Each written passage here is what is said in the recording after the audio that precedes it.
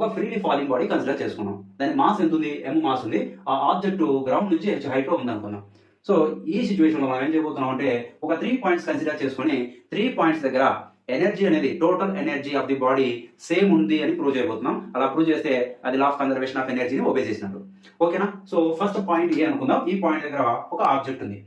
దాని mass m mass ఉంది. Height h height లో ఉంది గ్రౌండ్ నుంచి.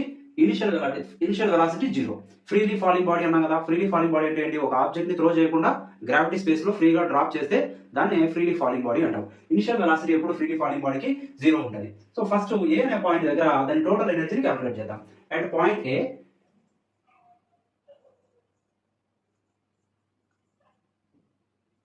Total energy is equal to potential energy plus kinetic energy. నేను ఫస్ట్ పొటెన్షియల్ ఎనర్జీ క్యాలిక్యులేట్ చేస్తాను. Potential energy of the object is equal to mgh formula, right? Mass of the body m, acceleration due to gravity, and height of the body h. Ground నుంచి ఎంత height లో ఉంది? h height లో ఉంది h. ఓకేనా? ఇది potential energy అవుతుంది. మరి కైనెటిక్ ఎనర్జీ ఏమవుతుంది?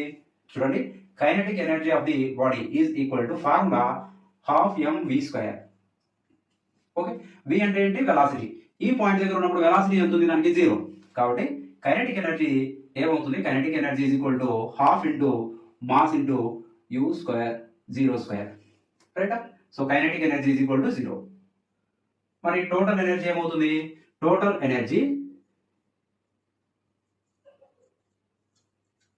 T is equal to potential energy plus kinetic energy. Potential energy ఎంత వాల్యూ? mgh ఉంది. కైనెటిక్ ఎనర్జీ 0 ఉంది. సో టోటల్ ఎనర్జీ ఏమవుతుంది? ఇక్కడ నుంచి total energy is equal to mgh అయింది. ఇది ఫస్ట్ ఈక్వేషన్ అనుకుందాం.